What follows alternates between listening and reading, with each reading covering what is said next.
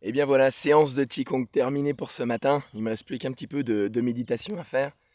Et je remarque quand même que ce soit l'hiver pour la gestion du froid que l'été pour la gestion du chaud, eh bien c'est à peu près la même chose. C'est-à-dire que autant l'hiver, quand on va dans un lac, on ne peut pas lutter contre le froid. L'eau, le froid de l'eau est trop important pour que nous puissions résister. Nous n'allons pas réchauffer l'eau du lac. Et autant je constate que l'été c'est la même chose. On n'est pas assez puissant pour refroidir la planète, hein.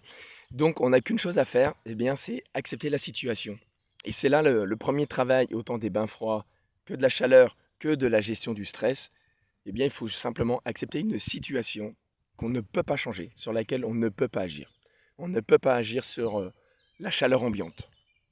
Petite parenthèse, on peut peut-être agir au niveau écologique, ça on est d'accord. Mais présentement là, c'est canicule, je peux rien faire. Bref, en tant que bon taoïste, il s'agit donc de méditer, de revenir à mon dantian, à mon ventre, à mon centre énergétique, et puis à accepter la situation.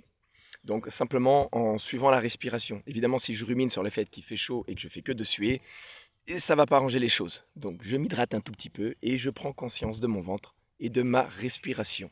Et puis si à un moment je sens une goutte de sueur, ou si je me dis il fait vraiment chaud, grande inspiration, je ralentis la respiration dans mon ventre et je me sens bien.